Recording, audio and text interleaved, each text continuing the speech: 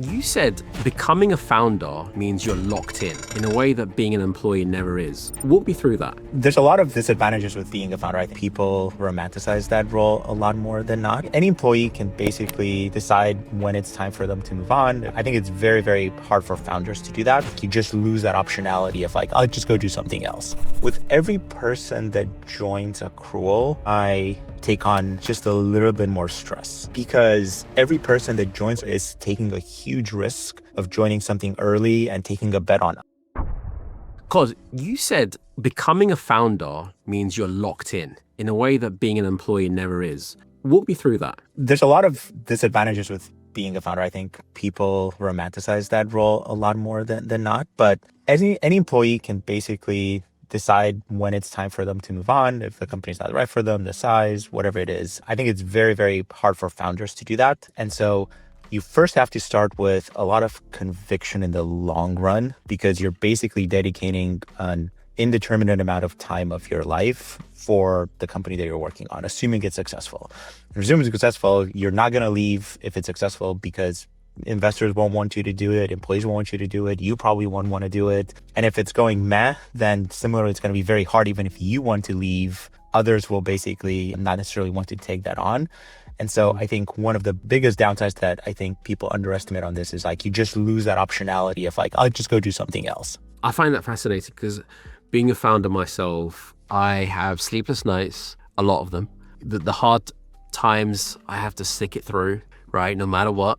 And I find, for you have to talk to customers, to employees, to investors, you're pitching to all these different people. What do you find being the most challenging part of being a founder? It is absolutely true that being a founder is a very lonely place. I couldn't do this alone, like without having Sid by my side as a co-founder. The people that just are solo founders, mad respect for them. I can't imagine what it would be like. The main thing that I would say on the being a founder part is that you kind of always have to make trade-offs that optimize for different time frames, different personas. To your point, like you have investors, you have employees, you have customers first and foremost, and each of them tend to optimize for different things on different timelines. Investors generally optimize for as much growth as possible in the short term, but they want the best returns in the long run. Employees generally want to have momentum and feel that they're working on something that will matter and have an impact. And again, they're putting a lot of effort in. Customers just want features as fast as possible, as much as possible. And so you're constantly dealing with finding the right balance between speed and depth and breadth and kind of like making everybody happy while trying to keep yourself sane. You started this journey in Silicon Valley, going from Microsoft to Stripe to Brex, and then deciding to start your own company. When you think about that journey, how difficult has it been for you? Because you've had the successes, right? You've built teams, you've built massive orgs, you've built products that have scaled. So I guess in many ways, building some of the finest engineering cultures in Silicon Valley. But now doing it as a founder, what would you say is or are the 1, 2, maybe 3 things that keep you up at night the most? Every day, it's the recurring theme that you constantly think about as a founder that maybe you weren't thinking about before when you were the CTO at Brex and at prior companies. Definitely, if I think about my career arc, I interned at Microsoft and then joined out of college as a software engineer there. And so I was one out of, I don't know, at the time, 100,000 people, 200,000 people, something in that range. Loved my time there, was very fortunate to work on all these like really high growth products with like Office 365 and Azure and all the cloud services. But just looking back at it, I was so naive at the time. I just want to build stuff and write code and ship features and learn and grow. That was the only thing I cared about. And I observed some of the politics and I kind of just ignored them. Stripe is when I joined Stripe and it was about 100 people.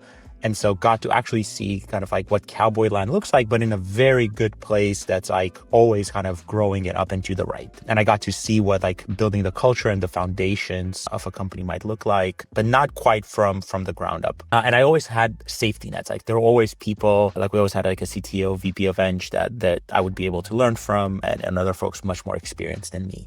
Brex, I think, was the first place that I went to where there wasn't that safety net. Like the founders hired me to be the person that leads engineering and kind of figures out kind of all the technical problems and scale problems. Like a previous startup, it was about 100 people when they sold it. So obviously there was a lot of firsts for me in that role. And I got to learn, I think, a ton about the business aspects. So it's not just engineering and building, but like, how do you actually run a business? How do you grow a business? How do you deal with all the different parts of a business? So being an executive, I think, was super valuable there. And putting all those together, I think, in kind of being a founder in Accrual, one is growth problems are the best problems to have. And honestly, at Accrual, I think we've been very fortunate since we started a year and a half ago that most of the challenges that we have are, how do we prioritize things? How do we scale things? How do we choose what to build from all the things that our customers are asking for? And those are very good problems to have. When you have the opposite kind of problems, it's much, much worse. Number two, I think it's being a small team. Microsoft was obviously huge. And so culture there, I think, is very different when you think about late stage. Stripe joining early on, like some of my fondest memories are still from there. And when I joined Brex, it was even smaller than Stripe. So it kind of had, again, that feeling of camaraderie and being small and everybody knowing each other and rowing in the same direction. And in both cases where with Stripe and Brex being so successful, you grow so quickly. And again, you kind of lose some of that. So the number two thing for me that keeps me up is, how do we keep Accrual as small as possible while still being able to kind of grow the business as fast as possible and as well as possible, as sustainable as possible? I would say that's number two. And number three, I think Brex probably taught me this the most. There are very few decisions that really matter. I think founders obsess about every decision and they kind of treat too many things as equal, where in fact, if I look back at the time at Brex and even some of the decisions at Stripe, there were very few of those that really changed the trajectory of the company. Everything else, in hindsight, it could have gone the other way. It didn't really matter. You could have adjusted. And so I try to spend a lot of my time thinking through which decisions that we have to make are really, really important to get right. And which are the ones, like, of course, you want to get every decision right, but it's kind of like a batting average. As long as we get more than 50% right, I think we'll be in a good place. But there's some, which tend to be a handful of them in the company's history, that literally could make or break the company. Yeah, that's interesting you say that, because I think Jeff Bezos said this, right, about how many decisions do you make in a year as a CEO. You get a certain percentage right, you've done a good job. Talking about Jeff Bezos, there's something else I wanted to touch on. I mean, look, the Microsoft story is very successful, so is the Stripe story, but I want to just briefly speak about Brex and then talk about your startup today. So Brex came to you, or at least came calling, when they were at 30 to 40 people, something around that. And you've talked about using regret minimization framework to make that decision. And most people use that phrase quite loosely. What did it actually mean for you in that moment? What were you afraid of regretting? Yeah, so I got to meet the founders actually when there were 10, 15 people, and it was very informal, kind of like chatting with them, helping them kind of sort things out in the beginning. And I joined at around 30 or 40. And I was very happy at Stripe. I felt like I was growing a ton. I had the fortune of like building really good products, was just doing the Terminal acquisition, or the acquisition of the company that led to Terminal, was doing a bunch of global teams, had been there for a while, really enjoyed the people I was working with, the teams I was building. And so I wasn't looking at leaving Stripe. I knew that at some point I want to go and kind of be the CTO of a company and not have that safety net. That was kind of the next level of kind of learning for me. I didn't think I should be the CTO of Stripe. I didn't want to be the CTO of Stripe. And so at some point that was kind of the natural progression for me at the time. And so when I had the choice to make, I kind of looked at it the following way. One, Stripe is successful and I have a good thing going there. So the default path is a good one. If I join Brex and Brex does well, obviously I will be happy and no regret. I will have learned, et cetera. So those are both positive kind of outcomes. If I join Brex and Brex doesn't do well, let's say I burn a year or two of my career, certainly I have some regrets in that. That's because I gave a good thing up, but hopefully I will have learned some of that. So it's not great, but it's hopefully like failure teaches you quite a lot of things. The worst case, if I think about stack ranking regrets, was I stay at Stripe and Brex does really well. So I don't end up kind of like doing it. And I think the reason why that ends up being the highest regret possible is because action will always give you a result. So if you take an action, you will learn A or B outcome, good or bad, and lessons for that. Inaction doesn't teach you anything. All you do is just kind of have your mind go through what could have been if you had done it, but you never end up kind of taking that step forward. So for me, that felt like the biggest regret, where I don't know how it would have been. Maybe it would have been as good, not as good. I would have learned, not like it would have been like really tormenting for me if I stayed at Stripe and Brex as well. At the time of this recording, I believe Brex has just completed its formal acquisition by Capital One. It was yesterday. Yesterday. Okay. So this is huge because you've gone from a huge, large, big tech, Microsoft to, and we spoke about this, you and I, in terms of you reverse engineered the journey to where you are today, then Stripe, then Brex, and as you said yesterday, this huge acquisition. Today, you are building a company, and I wanted to just dive into the thinking behind it, because when you and I spoke, you mentioned a few things that really stuck with me. One being getting your CPA, but you also told me you explored every industry before, well, many industries before landing on accounting, software, hardware, services, dev tools. You looked at all different things. You went through this whole map. Walk me through that elimination process. What were the filters? What kept, I guess, failing, and why did accounting pass for you? So my co-founder and I, a couple of years ago in the summer, when we kind of were ready to go and do something else, we wanted to figure out what to spend the time on because we didn't have any particular strong idea or strong mission in mind. The main thing that we're optimizing for both of us in our life is impact and learning. And arguably you can learn no matter what kind of like company you build. And so impact tends to be the major focus. And so we did exactly that, which is let's eliminate some things that we don't think we're a good fit for, not particularly passionate. We just know that. And then everything else is pretty fair game. And so I had a pretty wide net of experimentation precisely because, going back to your first point, we knew that we have to commit to something for a decade or more of our lives. Obviously, a very, very big decision. Going to like few decisions in a company's life matter, few decisions in a person's life probably matter. This is certainly one of them. When we looked at accounting, I think if I take a step back, accounting is kind of like the backbone of every financial kind of like process in the world. Any dollar that moves is generally accounted for. Companies' decisions generally involve some level of finance and accounting, but it tends to be very kind of in retrospect versus kind of proactive and strategic. And so very, very important in what it does. And when you see excellent accounting, whether it's for businesses or individuals, it certainly moves the needle, yet it doesn't happen as often. And it is extremely manual today. When we spend time with accountants, we notice two things. One, a ton of mechanical work that they do that's just like, why are you even spending time on this? It's clearly that even without AI, some of the technologies out there could have helped you much more than they have today. And obviously with AI, you can do a ton more. So I think the opportunity of impact was really high in an industry that is one of the most important in the world, I think, certainly from a kind of economical perspective. The second was kind of the pressure on accounting firms. I think it's been pretty well documented that there's been fewer and fewer CPAs going kind of into the industry. There's an aging population of partners. And so when I talked to owners of firms, there was very clear kind of passion for the craft, which really resonated with me of I care about doing right for my clients. I've been working with my clients for many, many years. I have personal relationships with them. So I want to do right by them. But I can't grow my business because I just don't have the way to hire people. Maybe I can do some outsourcing, but that's not great either. And so we kind of noticed that both the technological impact in a massive industry and kind of like the workforce impact to help accountants was really, really high there. And I think that passion for craft really resonated for Sid and I, where it made us want to spend time with accountants. I think that's one of the underrated things. I see so many founders that look at an industry purely from like, do I enjoy the technical problems and do I think it has a big impact? But do you actually enjoy spending time with those folks who are your customers? Because if you don't, you're going to be pretty miserable in some period of time. You have to go to conferences, you have to interact with them. And like, if it's draining, especially as a founder, I think it's really hard to kind of make that scalable.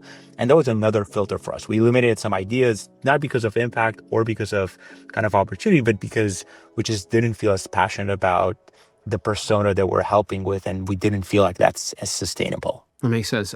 And I'm just wondering, right, I wanted to ask you because you lived this problem in a way that is quite unique. I've not heard this before. I speak to many founders And it's the first time, I believe, that I've spoken to a founder who actually and actively has gone to, in your case, you work towards a CPA certification. That's not founder market fit as a talking point. That's founder market fit as a lifestyle choice. When did you decide that was necessary?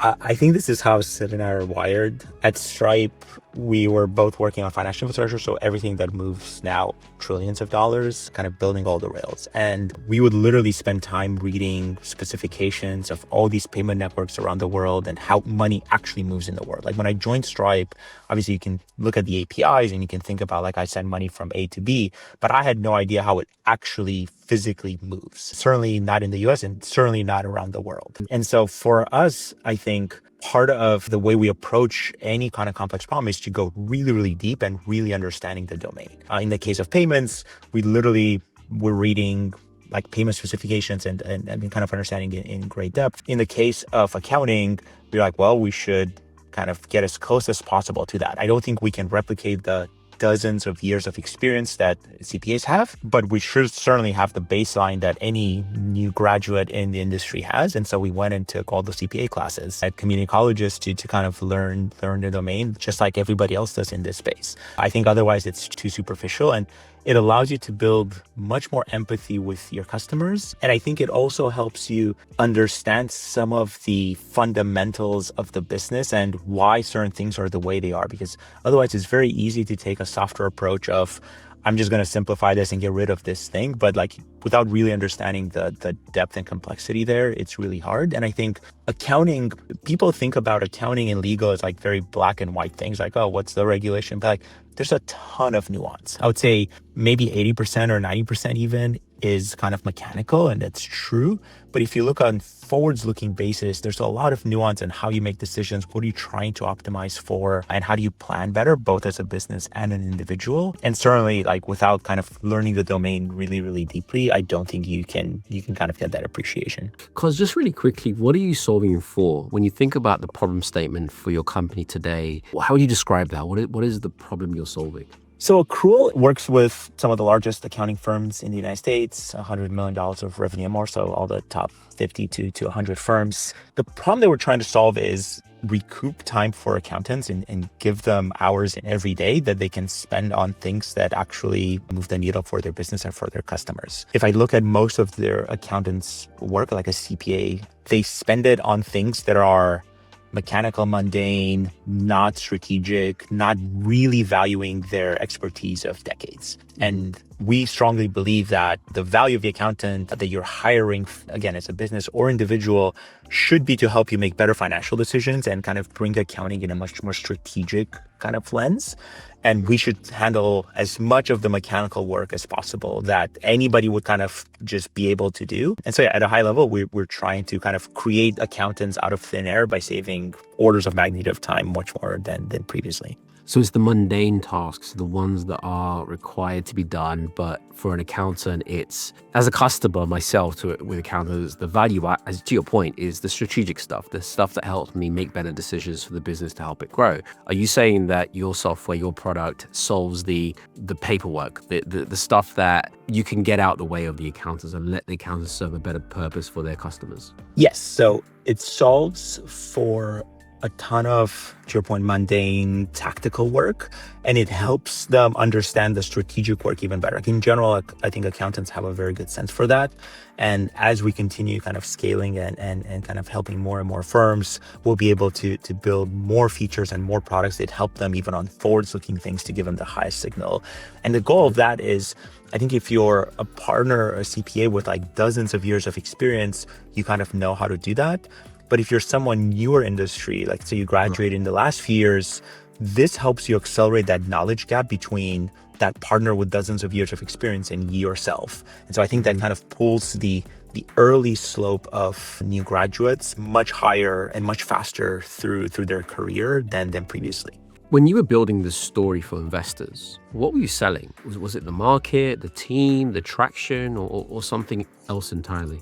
I mean, we weren't selling the traction because the only investors that we got is when we were getting started. And so they were taking a leap of faith on us. I'm very, very appreciative for that. I think Sid and I's background certainly helped with the credibility aspect. And so I think there's an aspect of these guys have impressive backgrounds and we trust them that they will build something good with the right team. The thing that we really sold them on is the level of impact that we could have in this industry. Because if I look at almost all the software in this space, it's been at best incremental.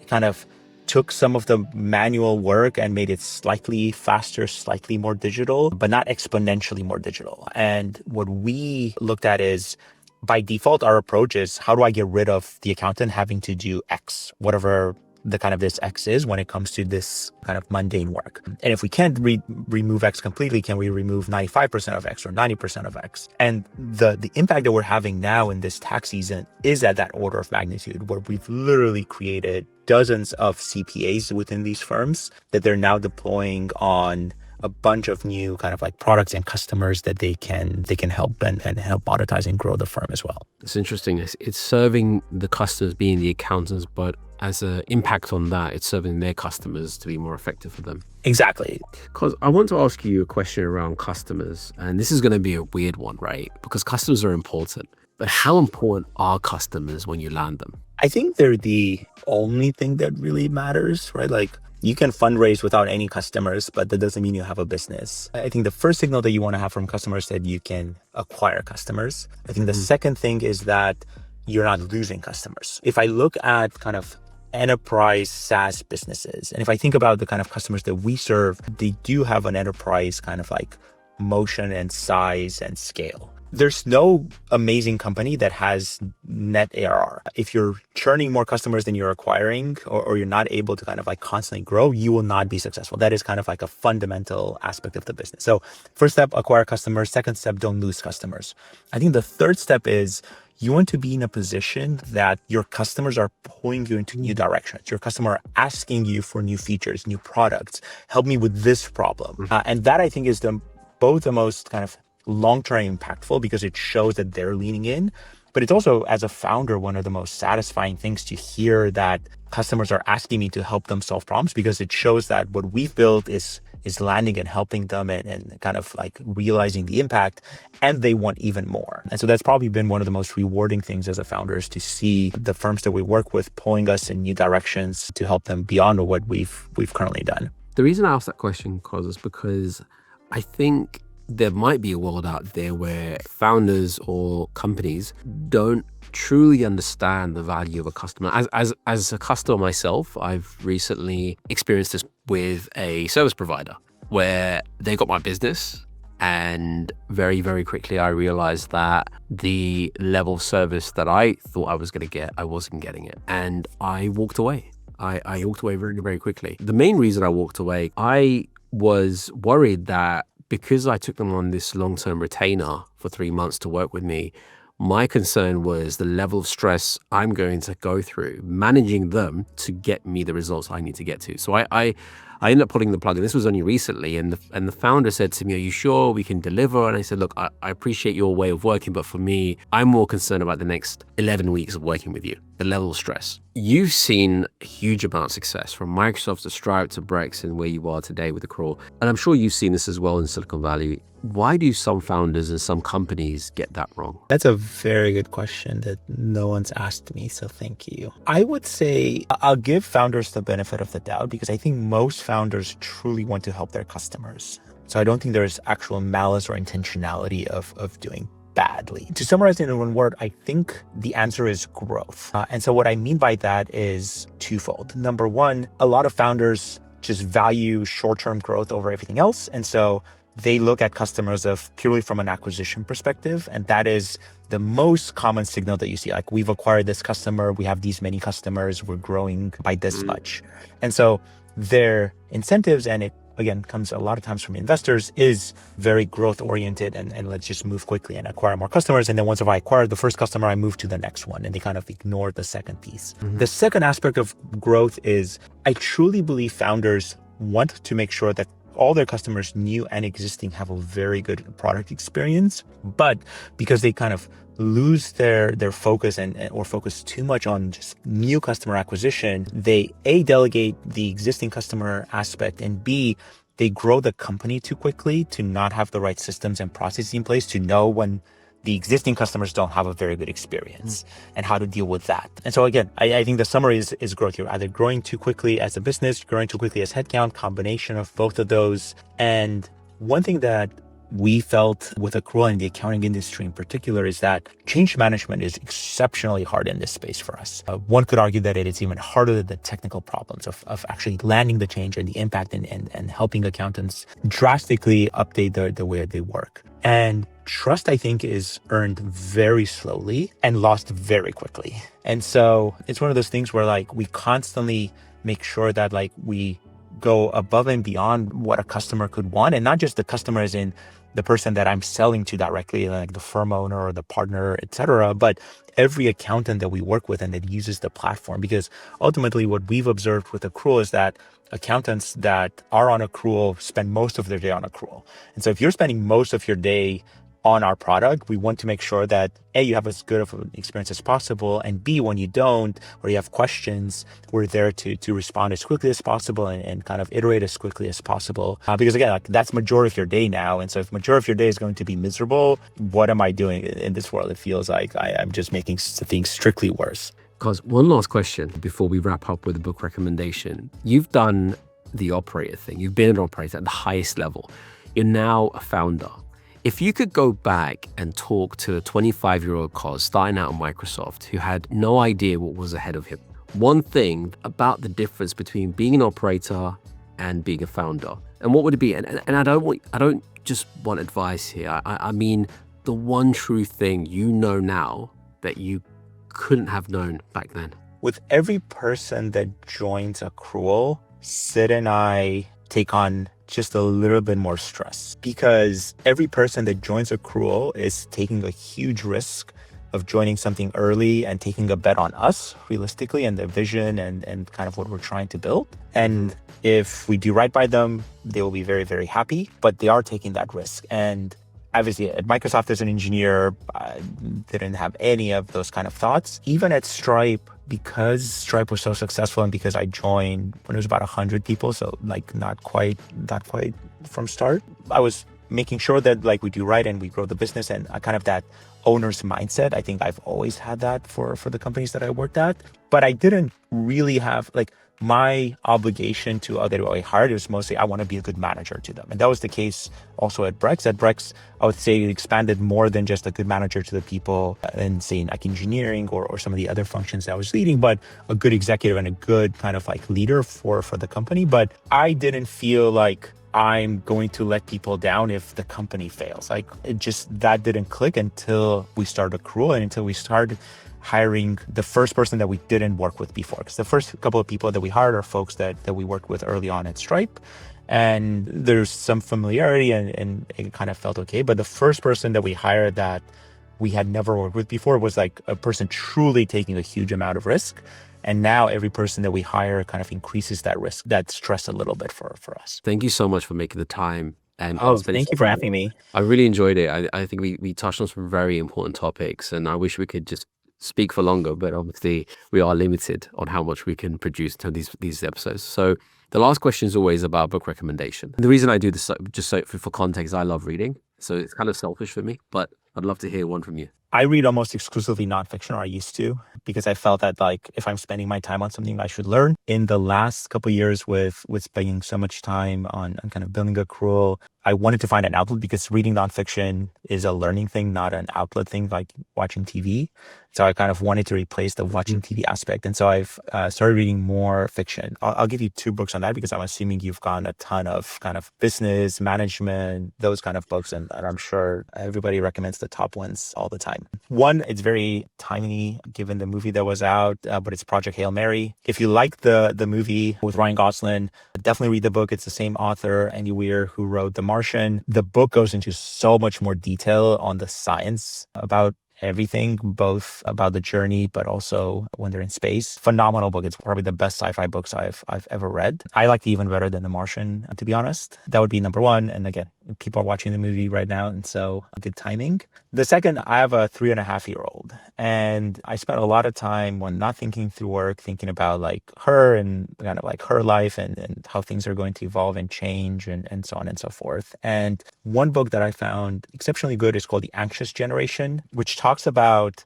why basically the current kind of like Gen Z, I think, which she's Gen A, I guess, my daughter. So the Gen Zs have some of the issues that they have because they grew in a world with like social media and technology at their fingertips, which was kind of the first generation that had that at scale, and how that affected a lot of the behavioral issues that we're starting to see more and more spread, and how can we maybe fix them for the next generation, which is now my daughter's generation. So those two, I would say, that one's actually nonfiction, but it reads really, really well. I love it. Cause how often do you read? I try to read every week throughout, either in the evenings before going to bed. One trick is if you can read a chapter before going to bed, even if it takes you like 15, 20 minutes, you will go through a lot of books very, very quickly. Vacation, I always have multiple books with me on my iPad, and I just read through whatever I feel like reading or switch between them actually. And then the other trick, I've been reading a series that's on Audible with like Dungeon Crawler, which is complete fiction, and that's just audiobooks in the car. So instead of when I run out of all my podcasts, I'll just put that on. Well, hopefully this one would be a favorite for you moving forward, this podcast. It has been. Yeah, I think for me, reading has always been a passion, but also finding it difficult to find the time. What I've recently done is I have a walking pad. When I don't get my 10K steps a day, I continue walking and I'm reading, and I just find myself completely challenged.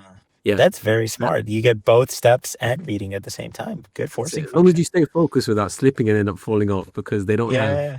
fiction. So, guys, it's been a pleasure. Thank you so much for your time. I wish you all the best of luck. I am confident you're going to build something incredible. It's just you've had an incredible career. Thank you so much for being on the show. Thank you so much for having us. It's been a pleasure. Thanks for tuning in to another episode of Inside the Silicon Mind. This podcast is powered by Harrison Clark. For more episodes, don't forget to subscribe and hit that notification bell. As always, stay curious, stay consistent, and stay inside the Silicon Mind.